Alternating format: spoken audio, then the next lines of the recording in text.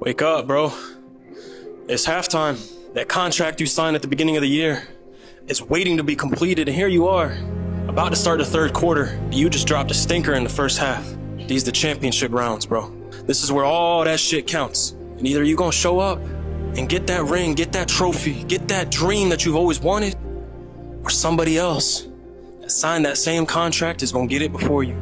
You okay with letting that happen? You okay with falling short again? Cause I ain't. You told yourself this year was different. Stop talking, bro. Start doing. Halftime's over. It's your turn to win. An exceptional effort.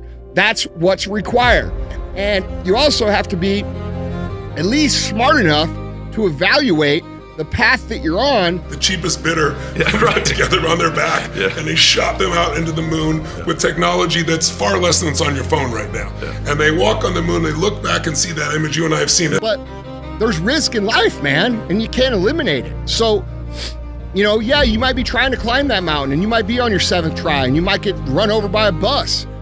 But you ain't gonna know it. There's Sage. There's some names I can't tell you that are very Is this Friday night, Layla, or is this Tuesday morning, Layla? But the point of the matter is, we as humans try to reduce ourselves for simplicity's sake, and society, they're amazing, they're delicious. Whatever the case, it's a different piece. They're not nutritious people. So they're not nutritious. But you see what I mean? The words change your biochemistry. The words you attach to an experience. Your heart is so big. And I'm not saying that to placate you, because I know we have mutual friends and they all rave about what a generous, incredible guy you are. But I don't see you feeling the level that you have. And I concede. They don't want to be the person that got a divorce. They don't want to, they lack the ability to make those pivots because of, their fear. Know it. But you're not behind everybody else. You're not behind your family. You're not behind the people that doubted you. You're behind the man you promised yourself you'd be. I know how badly you want to quit, bro. And I know how badly them voices in your head are telling you it's not worth money. And that's not my identity. My identity is, am I winning fucking now? Am I winning now? I don't give a fuck what I did 5 years ago. I don't care what I did 10 years ago. I don't care what I did 20 years ago. Billion or whatever would float your boat. And then when you see those kids and you see scale of that, and you see them taking care of their families, and you hear stories about that, I don't think it'll be old for you. Yeah. So that business that everybody's telling you is stupid and is not going to work out, those fitness goals that everybody's telling you is going to take years on end to achieve, and any other lifelong dream that you've had, take this video as a sign to go. But if you come up with a moonshot connected to that, like I'm making this a completely wrong thing. I'm going to help 10 million young men. Most people have too big of an ego. They are too prideful. They refuse to take responsibility for the position that they're in. And then what they do is From this day forward, you will let go of the fear. You will let go of the guilt. You will let go of what was, and you will walk into what is. I need you to dig your heels in and look at that mountain ahead. They don't say it out loud, but you can feel it. And you've been speaking on perspective a lot lately, and it's changed how I am now looking at my life now. So what are some of the biggest and most common mistakes you see people in their mid-20s? Like, you get run over and you did what you could, and that's the fucking way it goes. But like, bro, think of the lives that are changed because of the way Kobe lived. Yeah. Think of all the young... I'm like, holy shit. Yeah, we flew that 7X out there. Yeah, bro. I'm like...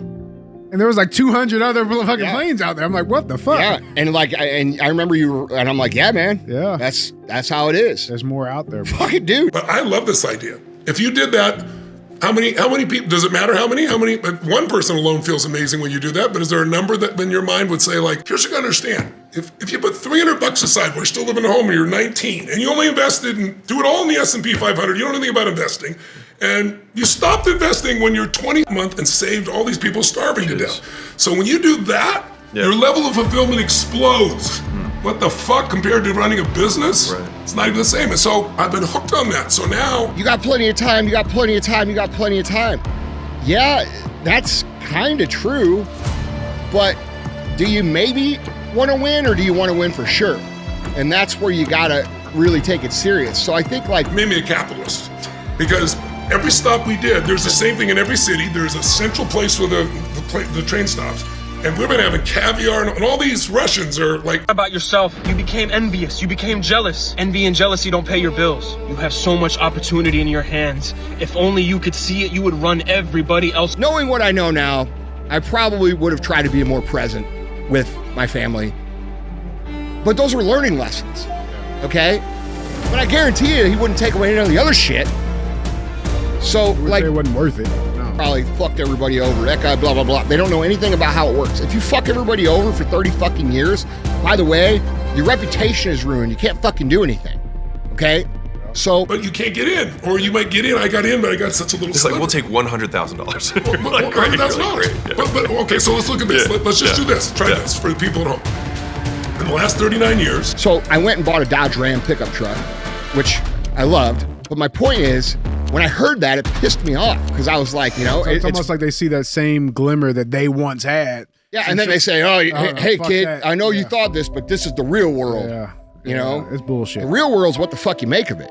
I'll give you a clear example of that. Which locks them into a career where they can't afford to pivot, right? They live beyond their means in their 20s because they want to show off to everybody, which, by the way... Because I got the governor calling me in California saying, you know, that place you're going to put 15,000 people, 14,000 people, you can put 100 people in because of COVID. Okay, and those are just the ones for sale.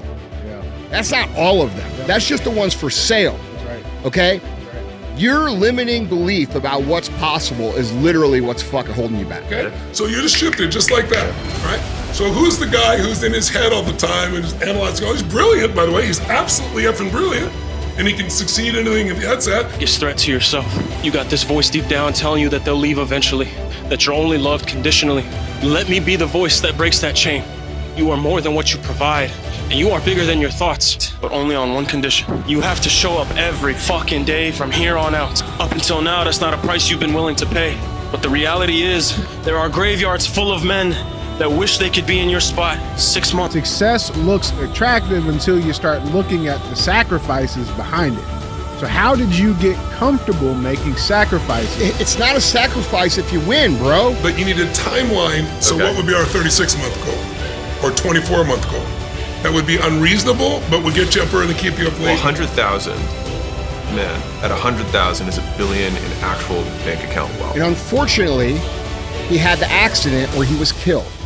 Okay, that does happen. Yeah. And what I mean by that is, you might work your whole life, get to a point where things are good. 10 days worth of messages, and every single message she says, I am humiliated. This is humiliating. My son is not the president of the United States. It's the most humiliating experience of my life. And as I'm listening to this going, my mom is always humiliated. Yeah.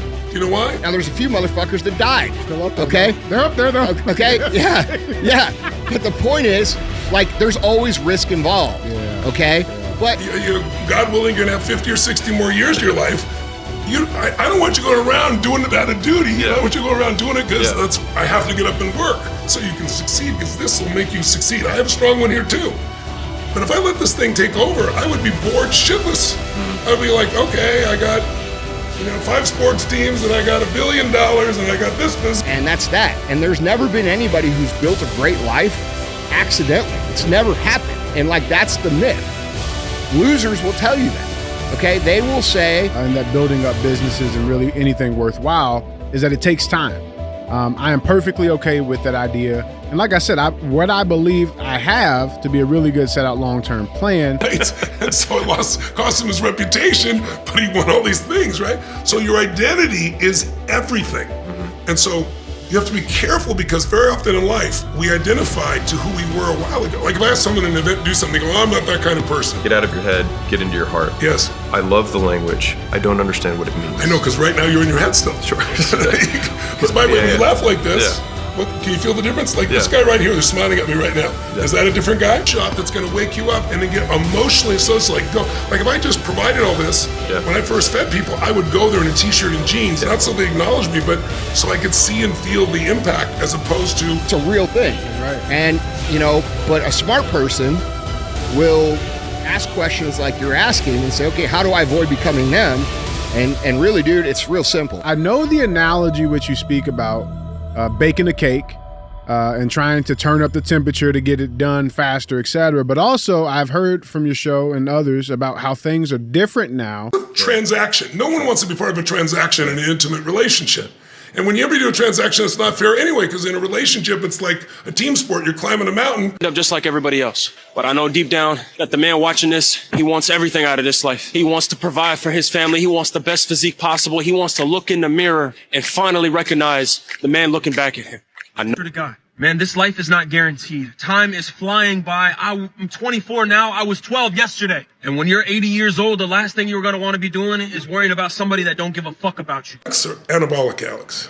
We work together, so she sees both sides. I'm not asking that. I'm saying, which one can she bring out if she wants? She can bring out whoever she wants. That's right. That's her power. Okay. Whatever you say to yourself over and over again, people, you tell a lie big enough, loud enough, long enough, sooner or later people believe you. You've told yourself a lie. Fuck happiness. Mm-hmm. No. Fuck suffering. Not locking yourself in to the wrong romantic partner. Year-old daughter, and thanks to COVID, I have a 4.5-year-old daughter. COVID was good to me. I never thought at 65 years old I'd have a 4.5-year-old daughter, right? Are you kidding me? I've already done all that. We're talking about aggressive patience, not just patience. In regards to the fact that is it worth it or can you still do it? Yes. In fact, it's the most important thing you can do, because what's going to actually fix this shit, where you could literally drop me off on a fucking desert island with some fucking sticks and no customers, and I'll figure out how to fucking make a business work. Right. You know what I'm saying? It's like, for sure, like there's things out there in place. There's paths that, we're told to go on, right? Yeah. Like, go get the degree and get yourself in $300,000 debt, right? Like, yeah. Cool. Got my wish. You got your wish. And what's happened is this part of you is so strong, brother. This part of you is too, but this is the lead right now. Sure. If you change the lead to here by that sense of, but we've also had grace in our life. Your woman is grace in your life. My woman is grace in my life. I always say, listen, I got my wife because of karma. I have helped tens of millions of people worldwide, and that was my... Okay? But that takes some thinking outside the norm. And most people just don't have the ability to think outside the norm, because that's all they've ever seen are actually the people who most frequently lost, because they attach their identity to that one win and they refuse to adapt moving forward. When you're young and you're hungry and you don't know what the fuck you're doing, you don't have any... Fade your view of who you are. I love you, brother. And so many other people do too. Never forget that shit. I love you, dog. Take care.